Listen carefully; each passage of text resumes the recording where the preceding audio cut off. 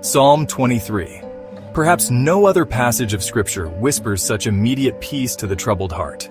It's a song written by King David that is simple but deeply profound and has a deep layer of wisdom. David intimately knew God. David is famously referred to as a man after God's own heart. In this psalm reflects his relationship and is a testimony of his trust in God. This video will explain Psalm 23 in detail. We will examine each verse closely to uncover his wisdom and see how we can learn from it still today. This beautiful psalm speaks to the deepest needs of the human heart. We all long for guidance and protection. We all yearn for a sense of belonging and peace. Psalm 23 is a declaration of trust, a statement of faith in a God who is intimately involved in the details of our lives. So as we journey through these timeless verses, let the words sink deep into your soul. Let them paint a picture of a God who is utterly dependable, fiercely loving, and always present. First, let's read Psalm 23 in full. The Lord is my shepherd, I shall not want. He makes me lie down in green pastures. He leads me beside still waters. He restores my soul. He leads me in paths of righteousness for His name's sake. Even though I walk through the valley of the shadow of death, I will fear no evil, for you are with me. Your rod and your staff, they comfort me. You prepare a table before me in the presence of my enemies. You anoint my head with oil. My cup overflows. Surely goodness and mercy shall follow me all the days of my life, and I will dwell in the house of the Lord forever. David wrote this psalm from personal experience. Before he was king, he was a shepherd himself. David proclaimed, "The Lord is my shepherd." 4 simple words, yet they hold profound meaning. He knew the constant care, the watchful eye, the guiding hand a shepherd provides. He saw those same qualities in God. The job of a shepherd is not just to guide their flock to a green pasture, but to protect them from danger, rescue them when they wandered, and tend to them when they were injured. It's also personal. Not just any shepherd, but my shepherd. David knew that a bond between a shepherd and his sheep was unique. The sheep learned to recognize the shepherd's voice, trust him, and follow him without hesitation. As David emphasized that God isn't about a distant, impersonal deity. This is about a God who takes personal interest in our well-being. He claims us as his own. We belong to him and he cares for us by providing and protecting. I shall not want. This is the natural result of having the Lord as your shepherd. It doesn't mean you'll get every fleeting desire or a life free of any difficulty. No, it means something much deeper. It means you will lack no essential thing. You will not be in want of what truly matters. His presence, His guidance, His protection, His provision for your deepest needs. A good shepherd makes sure his sheep have food, water, and safety. Our divine shepherd does the same for our souls.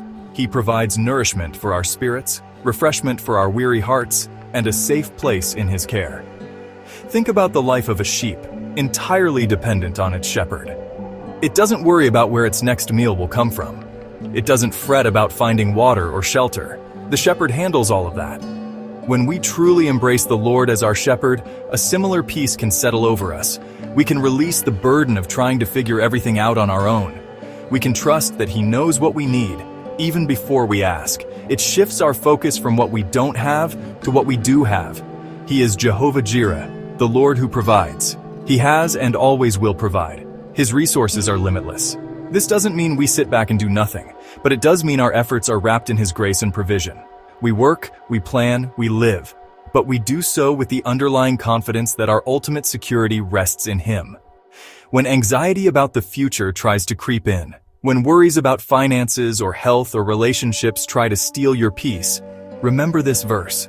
The Lord is my shepherd, I shall not want. Let that truth anchor your soul.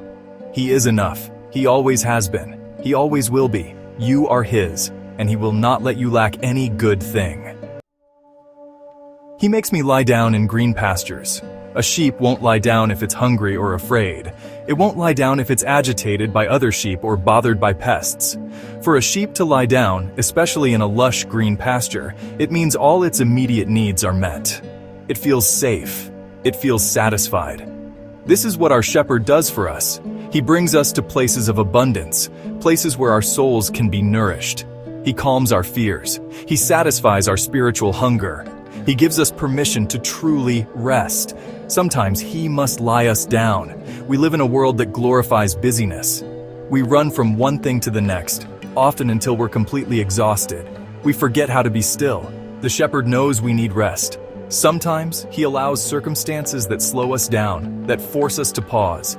It might not feel like a gift at the time, but it is. It's an invitation to stop striving, to cease our frantic activity, and to simply be in His presence.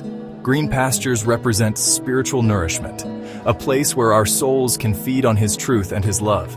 He provides this for you. He leads me beside still waters. Sheep are often afraid of fast-flowing, turbulent water. They need calm, quiet, still waters to drink from safely. Our shepherd knows this. He doesn't lead us to places of chaos and turmoil to find refreshment. He guides us to sources of peace, to moments of quiet contemplation where our parched souls can drink deeply of His Spirit. These still waters can be found in prayer, in reading His Word, in quiet moments of reflection, or even in the beauty of nature. He knows where to find them. He leads us there gently. In our modern lives, filled with constant noise and relentless demands, finding these still waters is more crucial than ever. Stress and anxiety can feel like a raging river, threatening to sweep us away. But the shepherd offers a quiet place where our anxieties can be soothed, where our spirits can be refreshed and restored. He invites us to come away from the noise, to drink from the quiet streams of His peace. He doesn't just point the way, He leads us there. He walks with us to those places of calm and deep, soul-quenching refreshment. He restores my soul. Life can be draining, worries can wear us down, disappointments can leave us feeling empty. Our souls, the very essence of who we are, can become weary, bruised, and broken. God doesn't just provide external needs like food and water. He tends to our inner world too. He brings healing to our brokenness. He breathes new life into our tired spirits. It's like a lost sheep, frightened and exhausted, being found by the shepherd, gently lifted and carried back to safety. He mends what is broken within us. This restoration isn't a one-time event. It's an ongoing process. Every day we face things that can deplete our spiritual energy. Every day we have the opportunity to turn to our shepherd and allow Him to restore us.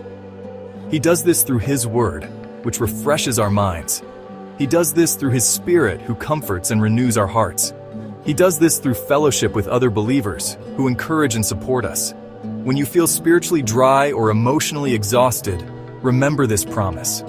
Your shepherd specializes in soul restoration. He can make you whole again. He leads me in paths of righteousness. A good shepherd knows the right paths, the safe paths, the paths that lead to good grazing and fresh water. Our divine shepherd does the same for us. He guides us in paths of righteousness, paths that are right, paths that align with His will, paths that lead to a life of purpose and integrity.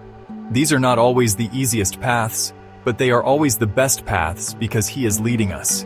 Sheep tend to wander and can easily get lost. Similarly to sheep needing their shepherd, we need God to guide us. The word leads is a proactive word. God is not passive in our lives. He is actively engaged in guiding and directing us. He guides us through using His Word, His Spirit, and the wisdom He gives. For His name's sake. Why does He lead us in these right paths? Not just for our benefit, though we certainly benefit greatly. He does it for His name's sake. This means His reputation is connected to how He cares for His sheep. When we follow His guidance and live lives that honor Him, it reflects His goodness, His wisdom, His faithfulness. It reveals His character and shows the world what a wonderful shepherd He is. Our lives become a testament to His character. So when you seek His guidance, know that He is eager to provide it, leading you in ways that bring honor to Him and deep, lasting fulfillment to you. His guidance is always trustworthy. Even though I walk through the valley of the shadow of death, this verse acknowledges a stark reality. Life includes dark valleys. The valley of the shadow of death can represent many things. It can be the literal experience of facing our own mortality or the loss of a loved one. It can also symbolize periods of deep depression, intense suffering, overwhelming fear, or profound crisis. These are the places where darkness seems to close in, where hope feels distant. Now, notice the psalmist says, walk through. He doesn't say, I set up camp in the valley, or I'm stuck in the valley forever. He is passing through. This is crucial. Valleys are temporary. They have an entrance and they have an exit. Even the darkest night eventually gives way to morning. This perspective doesn't minimize the pain or fear experienced in the valley, but it offers a glimmer of hope. The shepherd knows the way through the valley. He has been through countless valleys with countless sheep before you. He will not abandon you there. You keep walking and he keeps leading. Yes, we pass through, but notice he doesn't use the term run or sprint through this valley of darkness. No, he chose the word walk specifically because he knows that the shepherd is with us. It is declaring the amount of trust in our Heavenly Father in the time of darkness. He will take us through, steadily, at His pace, for He knows the path and knows our hearts. Although we might want to run through this dark time to get to the other side, but He knows how weary that will make us. We need His help to get through the dark valley. The shadow of death is also significant. A shadow can be frightening. It can distort reality and make things appear more menacing than they are. But a shadow itself cannot harm you. It indicates that something is blocking the light, but it also means that the light is still there, somewhere. The presence of a shadow implies the presence of light.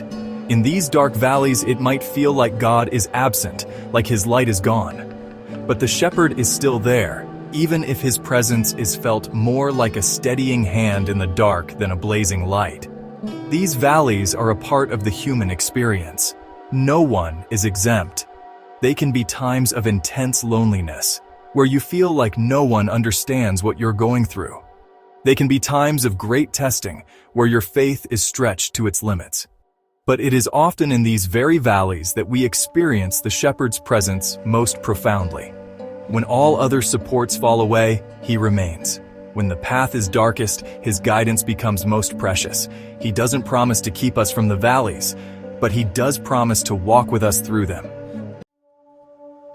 I will fear no evil, for you are with me.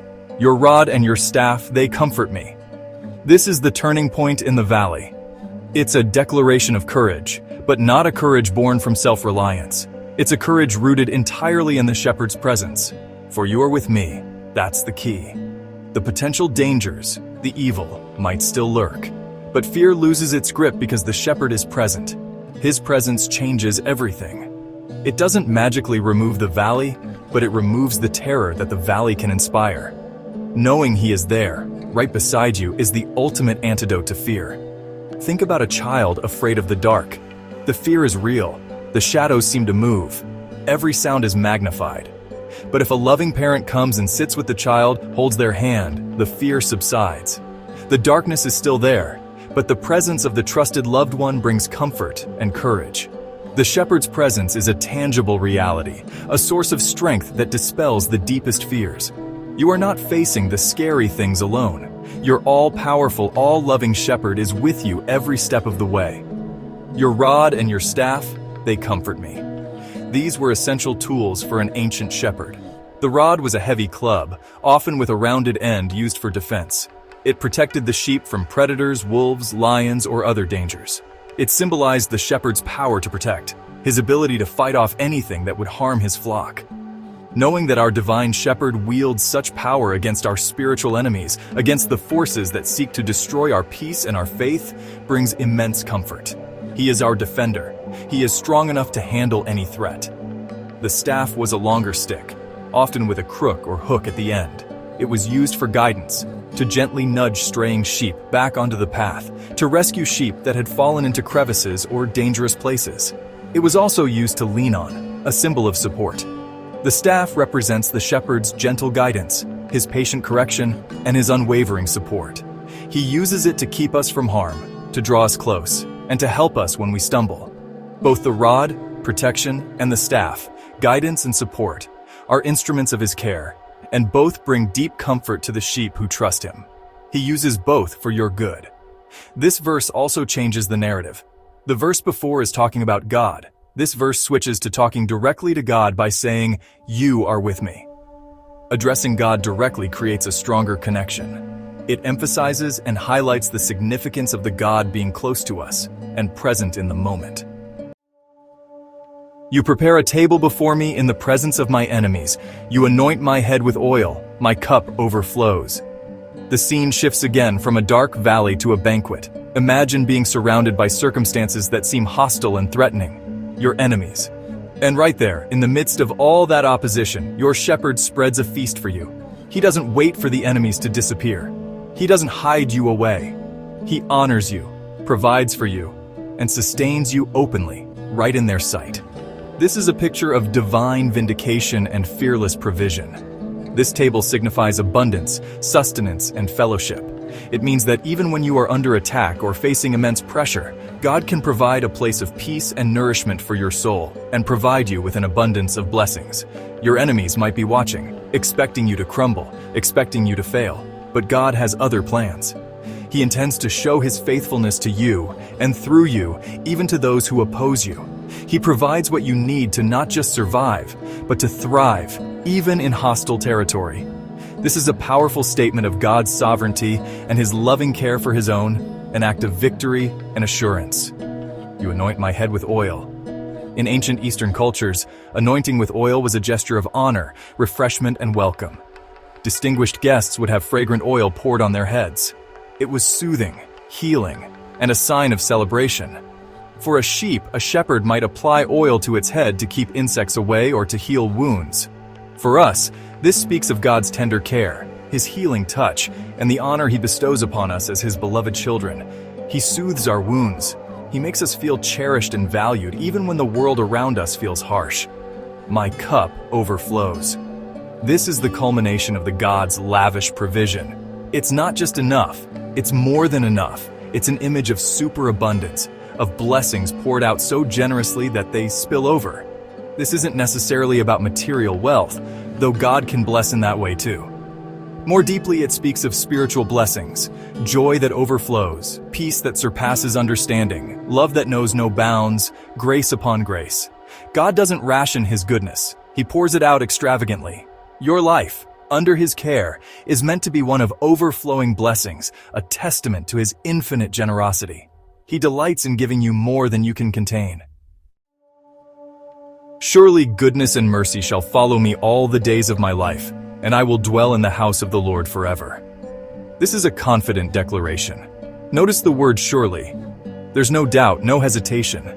David isn't hoping or wishing, he knows. And what is it that will accompany him? Goodness and mercy. These aren't just occasional visitors, they are constant companions. They are following us, actively pursuing us.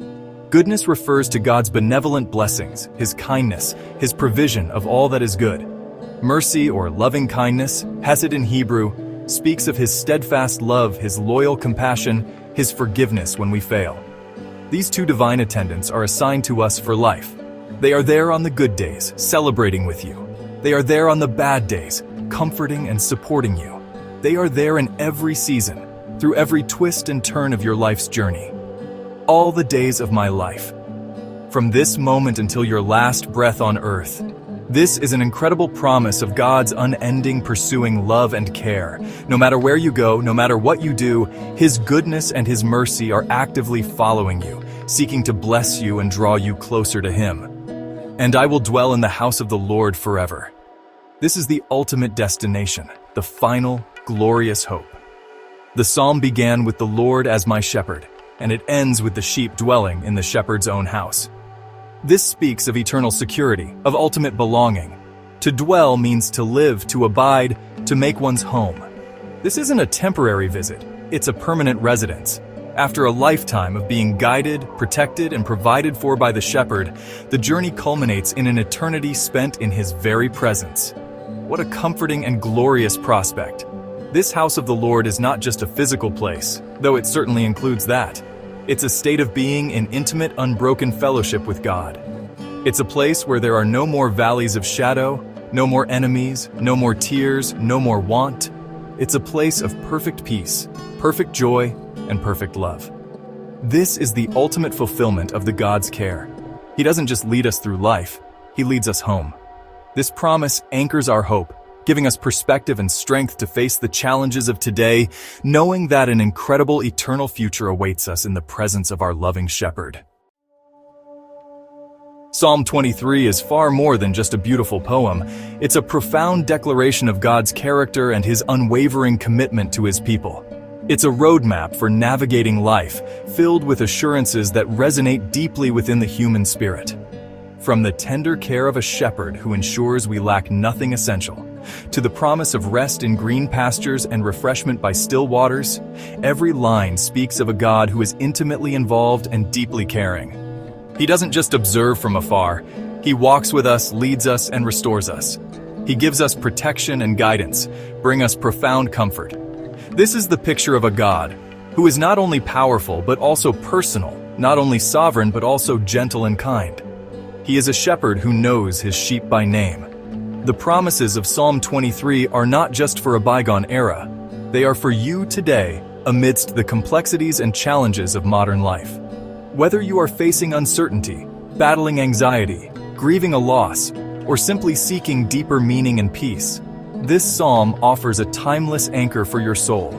It reminds you that you are seen, you are known, you are loved, and you are never, ever alone. The shepherd's goodness and mercy are your constant companions throughout all your days, pursuing you with relentless love. Ultimately, Psalm 23 points us to an eternal hope, dwelling in the house of the Lord forever. This is the glorious culmination of a life lived under the shepherd's care. It's an invitation to trust him completely, to rest in his provision, to follow his guidance, and to live with the confident assurance of his unfailing love. Let these ancient words become your modern-day strength. The Lord is your shepherd. You have everything you need. He will get you through this, and you will dwell with him forever. This is his unbreakable promise to you. If this video brought you new insight to Psalm 23, please comment below.